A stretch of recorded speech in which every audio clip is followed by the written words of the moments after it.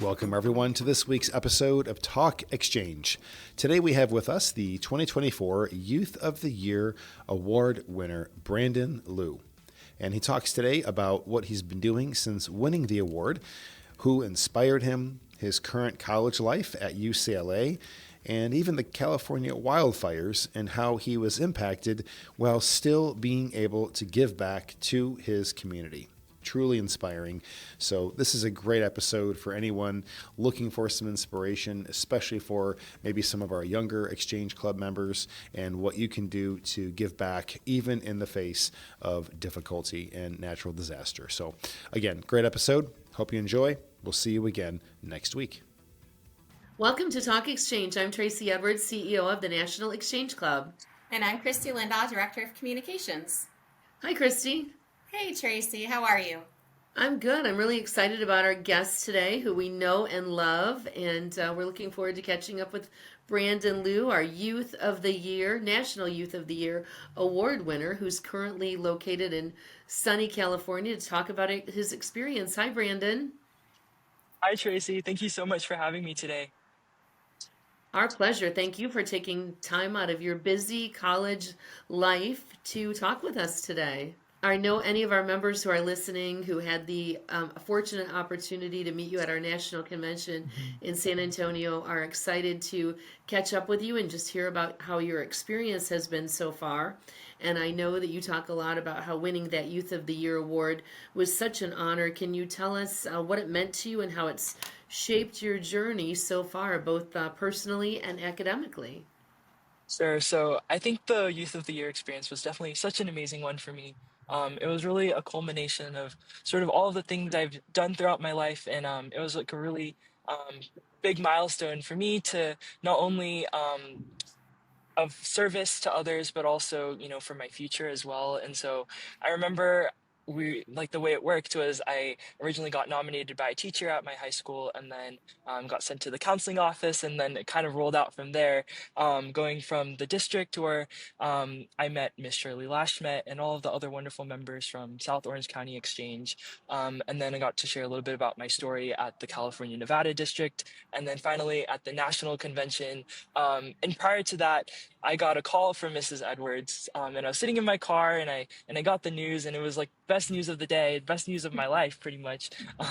That I found out I got this award. So that was a really, really big moment for me. And yeah, I think what Youth of the Year represents is is the act of service to your community, for a genuine purpose, and hopefully, for the rest of your life as well. Like for me, I'm looking at, careers in the future where, I can be of service to other people, whether it's my country or my community, my family, things like that. And when I was at the convention too, it was really great experience to meet fellow exchange members from across the country, learning about their experiences, and also meeting Gabby and Brooke. Who I'm hoping to reconnect with sometime soon to hear how they're doing. But just hearing their stories and how hard they've been working and all the trials and obstacles they've overcame as well really inspired me. So yeah, I think Youth of the Year has been really an impactful experience for me. It's really like guided my vision in life, and really encouraged me to keep pursuing what I dream of doing. Oh, Brandon, you're such a genuine, thoughtful person. Who has inspired you to get to where you are now? So clearly somebody taught you the value of community service and giving back.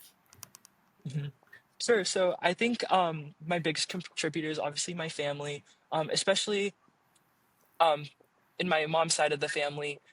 Everyone is always constantly helping each other, always caring deeply for each other, and having a lot of empathy, and taking care of people. So I think that was like really a driving force. And then also the fact that like throughout my elementary, middle school, high school years, I've done different things that sort of have built and fostered my love for like leadership and like serving others. For example, in middle school and high school, I joined Boy Scouts, and that was a really good experience for me to learn how to work with adult leaders and peers, and gain a lot of valuable life skills, communication skills, and the idea of like respecting your country, respecting the people around you was really important. And then even throughout high school, serving in my journalism program, um, I got to learn more about, how to lead others and be a good listener. And then now in college, sort of just being inspired by the students around me who have so many lofty goals and ambitions, but they continually inspire me to dream big and also serve others as well. So I feel like throughout my life, there's been different pockets of people who have been inspiring me going forward. Aw, you're truly a fortunate young man. Yeah. It sounds like you've had some great role models, and obviously we were fortunate to meet your parents, and they're Mhm. just really genuine, great people. And I loved seeing the closeness in your family, which you just described. I'm sure they miss having you around, but are excited to Yes. have you there in UCLA. So, how has the transition to college life been? Sure. So first of all, UCLA was my dream school. So every day I'm Uh, so happy to be here. Like even just like our campus is so beautiful. Sometimes I'll, choose different routes to walk on campus. I can pass by like a particular building, just to look around. But yeah, I think first quarter was definitely a blur because, lots of things happened. I moved into my dorm. I got to go to my first football games, things like that.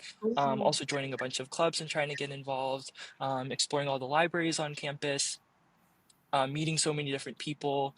And also, we have amazing food here. We're number one dining in the entire country. So I That's feel like very that was wow. important. like, yes, it really makes a big difference. If you're having like a bad day, maybe you had a bad, test or whatnot, you can just go on the Bruin Dining app and see what's on the menu for the day, and it'll make you feel a lot better. So that's like something, that's really special about UCLA.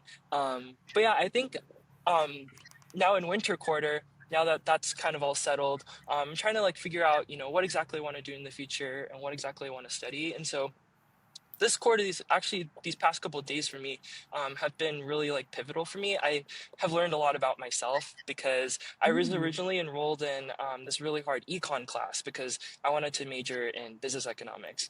But that class was very hard, and even though the professor, he was great, just the content of the class was, really a lot. It uses like Mm. multivariable calculus to solve econ problems, which is not really what I signed up for, when I thought about econ. And so I decided to switch my major, and I'm going to be doing statistics instead. And so we'll see how that goes. And hopefully I can like minor in like entrepreneurship or something like that, so I can still take some business classes. And then I'm still minoring in Chinese as well. So those are some of the academic things I have going on. But yeah, I think in college I think it's an important time to just like take a breath, and pause and like just reflect on like, am I actually studying something that I'm passionate about? Is this something I really Mm. want to do in the future? And being able to ask those questions and, take a step back and maybe redirect yourself, I think it takes like a little bit of courage, but I think it's better to do it now than later. And so I definitely heard stories going into college like, oh, people will change their major. I never thought it would actually be me, but here I am. So I think I learned a lot about myself these past couple Well, weeks. that's great that you realize that early on so that you can make the Hmm. shift early and not waste too much time. I know you don't waste a Hmm. lot of time, so good to have that figured out and move on. And I like the idea of having some comfort food. And I didn't realize that UCLA is Right. noted for their dining options. That's awesome. Uh-huh, we do. And some of our dining halls specialize in different cuisines. So, for example, we have this place Oh. called Rendezvous, which is actually the name in itself is named for a reason because the West and the East side meet, where the West is Mexican food and the East is Asian food. And so you can go to either side of their dining hall and have a different cuisine. And then we also have like places like Epicurio, which specialize in like Italian and European cuisine. And Mm. then, so we have lots of variety on campus. It's really great. That's That's awesome. important. Very Yeah. good. So, Brandon, what advice would you give to other kids? You are an impressive young man. How does someone even begin to do what you've done with your life? So I would just say to put your talents to use and find something you enjoy doing, find a way to share that with other young people. Like for me, I feel like I've always really enjoyed connecting with people, and trying to build leadership skills and things like that, through like Boy Scouts and all those other activities I did. And so, like back in high school, I built a little program to teach communication skills to youth, and I thought that was like a really important way for me to use what I had learned throughout like Boy Scouts and journalism and all these other activities and things I did, to just, and also my passion for like working with kids and helping people. I kind of put two and two together, and so if I'm talking to any like high school students or people who are trying to figure out what they should be doing, I think just using your talent and tapping into that is a really great way to serve others, and yeah, really meet some more people and build your communication skills. I think communication, teamwork, leadership skills are important regardless of what you do in the future. So I think definitely tapping into those skills is important. Yeah, you're talking our language, Brandon. Absolutely. And you're such a great mentor and example for young people. It's very exciting to see how excited you are to pursue your goals, but also to help others, to be an example for kids, and how great that you developed that platform to teach communication skills to kids, which is so important.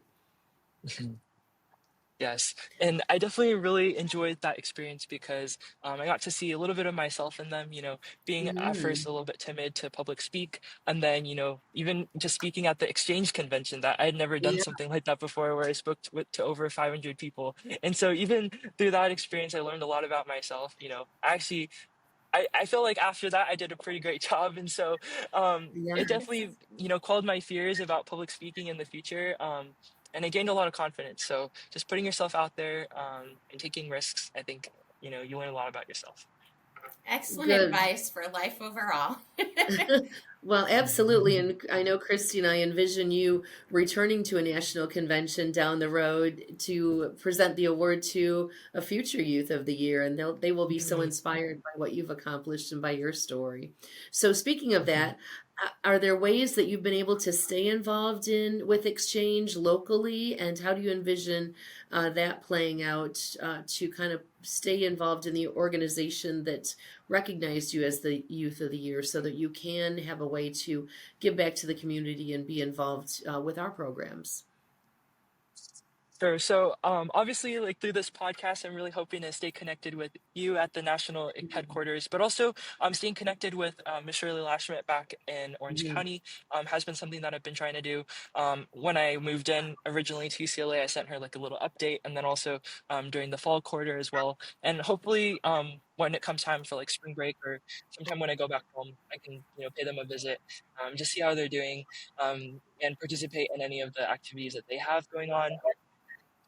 And then, maybe like down the line in the future, I can, join an exchange club of my own as a member. But also thinking more like focus on like my role as a college student right now, like in terms of service, like next year, I'm actually potentially interested in joining the ROTC at UCLA. And so, because I'm interested in potentially joining the military in the future. And so that would be something that would be important to me, and also, serving our country. So yeah, I'm looking into that.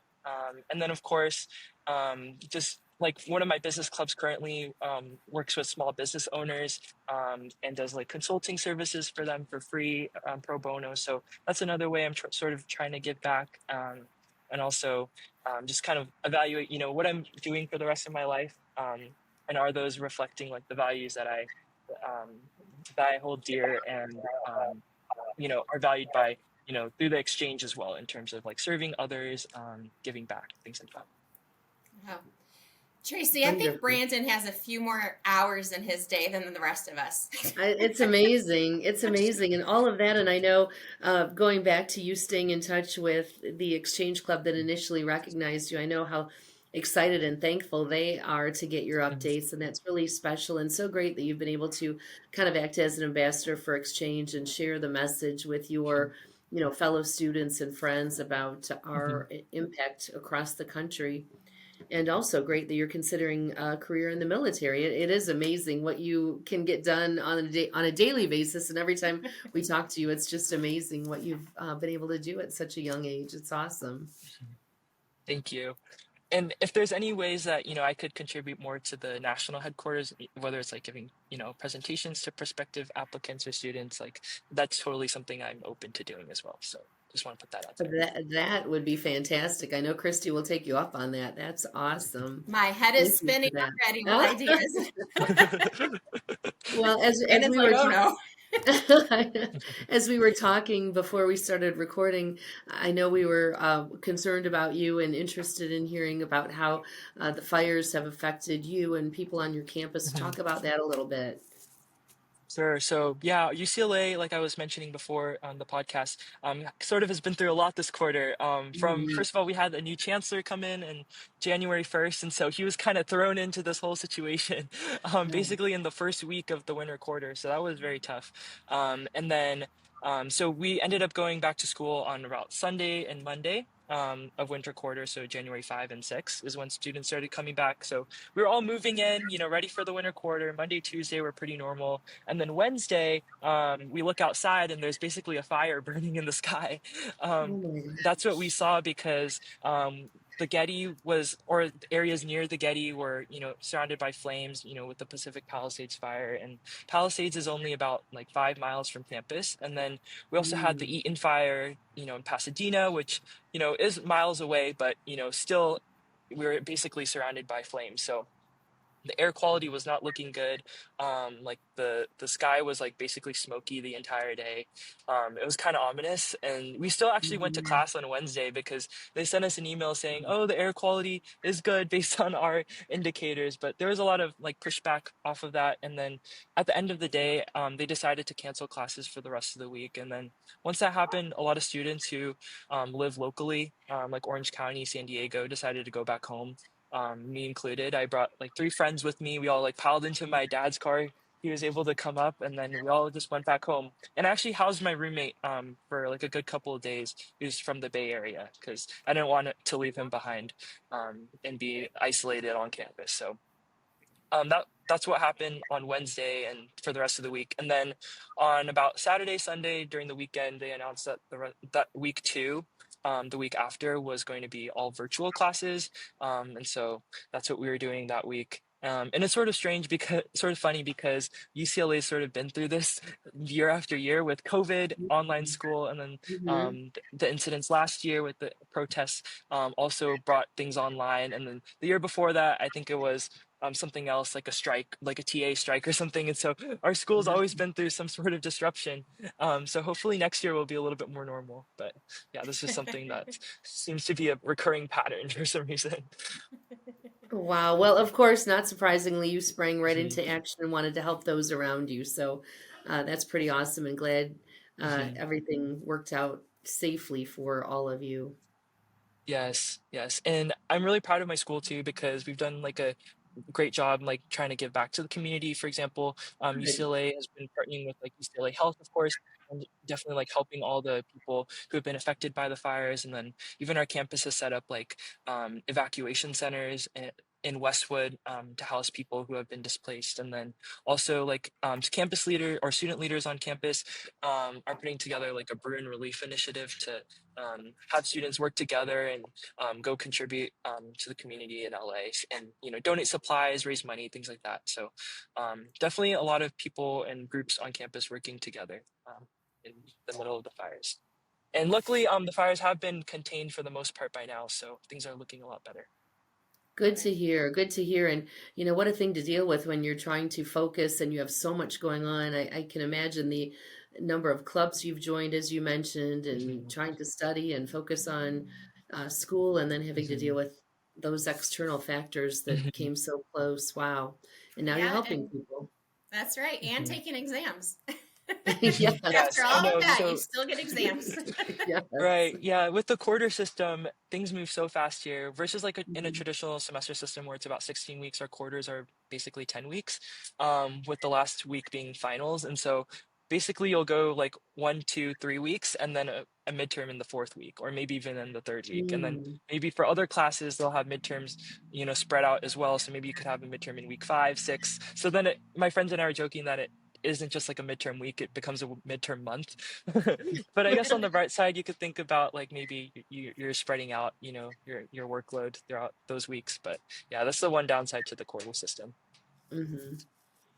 Oh, wow. Well, it's been so great to catch up with you, and definitely thank you for keeping in touch. And I'm sure we'll visit again, but we wanted to give our members and our listeners an update on your first few weeks of experience in college at UCLA and catch up with the National Exchange Club's Youth of the Year Award winner. So, congratulations again, and thanks for sharing your updates with us.